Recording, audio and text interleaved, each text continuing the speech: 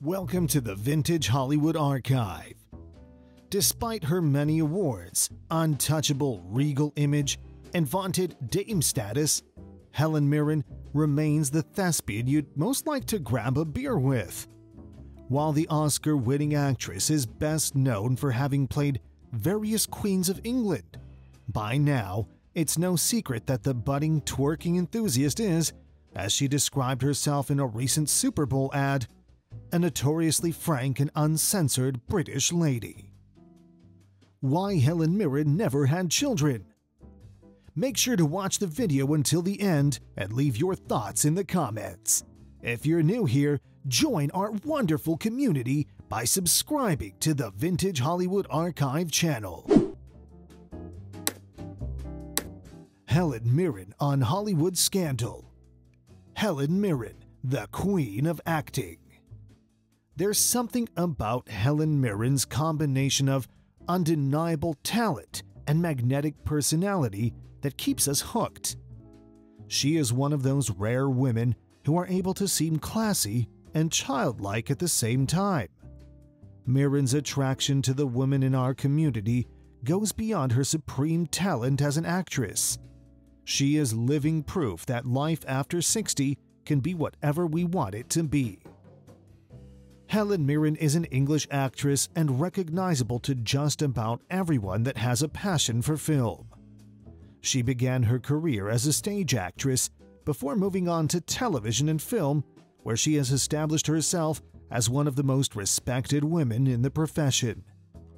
With countless awards and nominations under her belt, she has proven herself to be one of the best in the business. Mirren began her acting career with the Royal Shakespeare Company in 1967 and is one of the few performers who have achieved the Triple Crown of acting, her first of several Emmy Awards in 1996 for her performance as police detective Jane Tennyson on the British television series Prime Suspect, which ran for 7 seasons between 1991 and 2006. But even though she's pretty much an open book in interviews and talk show appearances, there's still plenty of lesser-known trivia you might not know about the Royal Shakespeare veteran and 4-time Emmy Award winner. Let's take a closer look at this delightful badass. Mirren considers her upbringing to have been very anti-monarchist. Mirren's father worked at a number of jobs to support his family. He was once a viola player with the London Philharmonic, and then after World War II, he drove a cab, was a driving test examiner, and finally secured a position within the Ministry of Transport. Although Helen Mirren is a queen of Hollywood in her own right, she also has connections to real royalty. Unknown to most, Helen Mirren's father has roots in the Russian aristocracy. This is why the name that she was given when she was born was Lydia Petrovna Mironova. She was born in Queen Charlotte's Hospital in West London on July 26, 1945. She was brought up in Leigh-on-Sea, Essex. When she was just 9 years old, her father changed his last name to sound more English, ergo Mirren. Mirren was the second of 3 children. She was born 3 years after her older sister Catherine and had a younger brother, Peter Basil. Mirren may be one of Britain's most iconic actresses, but her grandmother was a countess in a family that was noteworthy enough to be referenced in Tolstoy's War and Peace. Mirren's early acting nickname was Little Mother Russia because of her heritage, but her family had a much weirder nickname. They called her Popper or Pop because she would pop off into dreams, which sounds both too specific to be untrue and too bizarre to be real. Her mother was the 13th of 14 children, a butcher's daughter whose grandfather had been the butcher to Queen Victoria. It's unclear whether or not the butcher ever told the Queen that One day, his great-granddaughter would play her, but, like, what else do you talk about with your butcher? And while Mirren has never played Queen Victoria, she has played two characters named Victoria. In 1980's The Long Good Friday, and more recently, in the two Red movies. Helen knew she wanted to become an actress after attending a performance of Hamlet when she was 13. As a result of this introduction to Shakespeare, she believes kids shouldn't be taught Shakespeare. They should experience it first by seeing a grand production. She joined the RSC in 1966, and her career took off from there. She attended Hamlet Court Primary School, Westcliff-on-Sea, where she had the lead role in a school production of Hansel and Gretel at St. Bernard's High School for Girls in Southend-on-Sea, where she also acted in school productions. She used to work in Southend-on-Sea, Essex, UK, at an amusement park, the Kursaal, as a blagger to attract customers onto rides. She then attended a teaching college, the New College of Speech and Drama in London, housed within Anna Pavlova's old home, Ivy House. Aged 18, she auditioned for the National Youth Theatre and was accepted. She was already a queen at 19.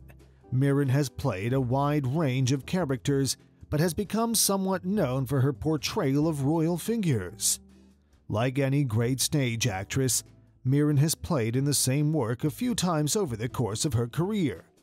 In 1965, at the young age of 19, she made her debut with the National Youth Theatre as the second title character in Antony and Cleopatra, and then, in the late 90s, she starred in a much larger-scale production with Alan Rickman as Antony. And Egypt wasn't done with her. In 1998, she provided the voice of Queen Tuya in the animated film The Prince of Egypt. By this point, she should be an honorary Egyptian. While younger filmgoers may find it hard to believe, early in her career, Mirren had quite a reputation for being sexy. She was in an erotic film produced by the founder of Penthouse. You probably already know Mirren often appears naked on screen.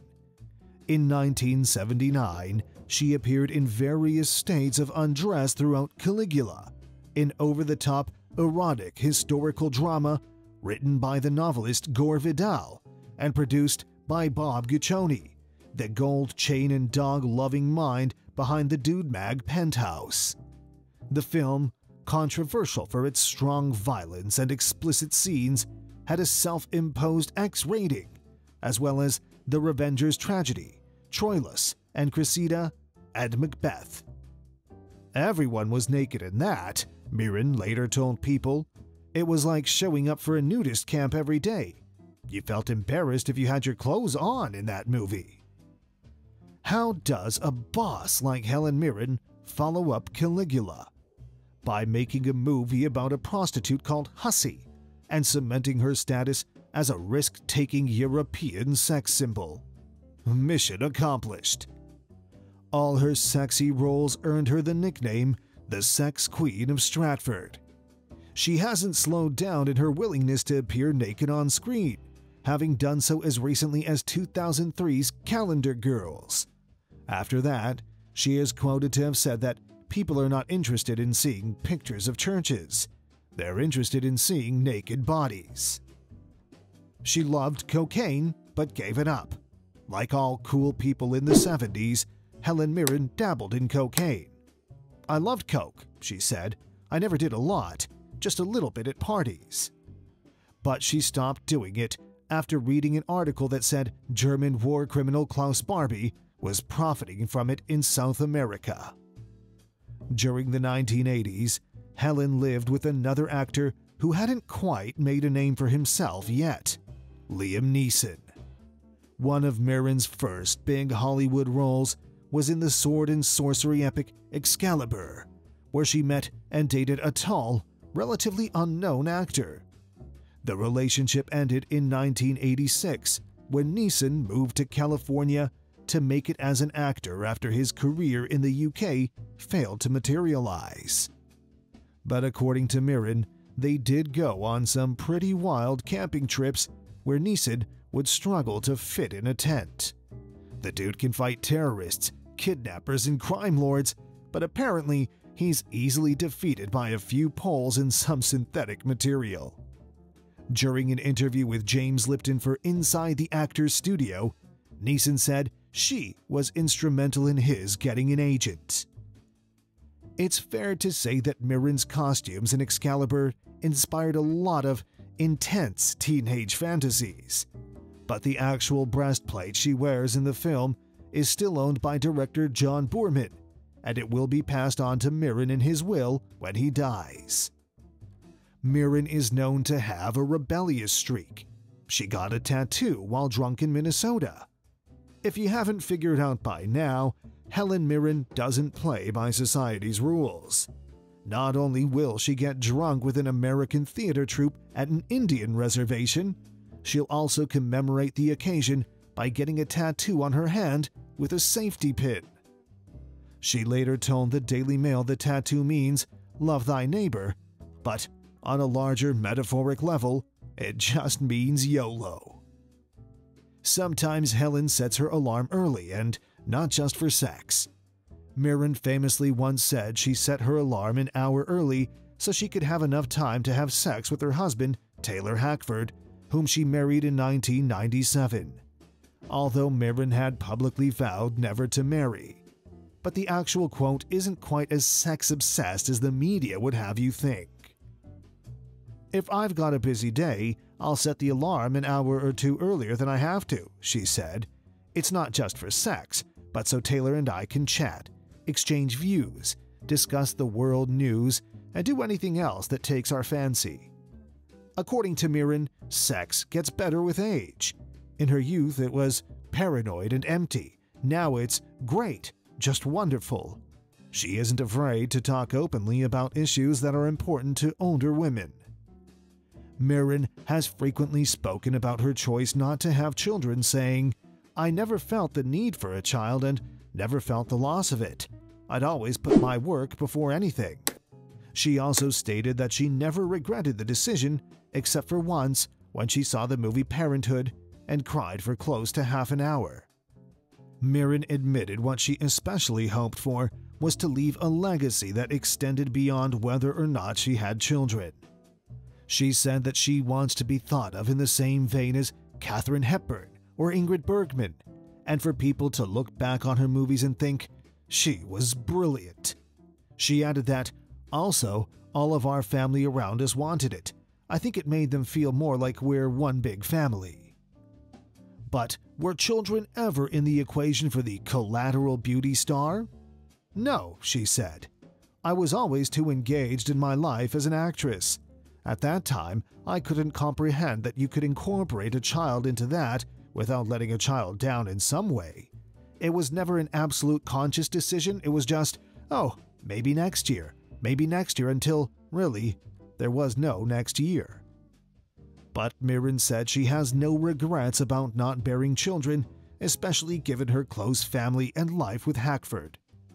"I have fabulous children in my family, and I have family," she said, "and friends." Mirren refused the Commander of Order of the British Empire in 1996. However, on the Queen's Birthday Honours List in 2003, she was named Dame Commander of the Order of the British Empire. This was in recognition of all her contributions to the world of drama. As one of the most renowned actors, it's difficult to imagine Mirren being someone who has ever felt insecure. But she's human, just like the rest of us, and has faced her own doubts about her abilities as an actress. She opened up about these insecurities to the Radio Times during an interview in 2013. Discussing how she felt while working on some of her early career roles, Mirren said, "Working on those movies, I didn't know what the hell I was doing. At the beginning, I was just in my little actor's bubble and very insecure." She elaborated by explaining that when she began her career, it was not as easy to be a woman in the industry. In those days, it was a very masculine world, a totally masculine world, a film set. And as a youngish woman, you're already slightly self-conscious and feeling a bit embarrassed and a bit under the microscope and not feeling like you can really fit in. It was a very, very blokey world in the early days. Mirren helped pave the way for women in Hollywood by taking on roles of complex and often powerful women. She's also spoken up about the issue of gender inequality multiple times, once plainly stating that women are as capable and as energetic and as inspiring as men. Mirren is considered a feminist icon, but as she explained in her 2017 commencement speech at Tulane University in New Orleans, she resisted calling herself a feminist until recently. She also went on to say that she now recognizes that feminism is a necessity and encouraged all of the students to do the same. Probably what we all love most about Helen Mirren is that she isn't afraid to be herself. She isn't embarrassed of her own idiosyncrasies. She embraces them. Helen Mirren can be considered one of the best actors out there right now, if not of all time. If you like this video, don't forget to give it a thumbs up and subscribe if you're new here. Are you a fan of Helen Mirren? Why or why not? What is your favorite Helen Mirren role of all time? What question would you ask Helen Mirren if you had a chance? Please join the conversation down in the comments below.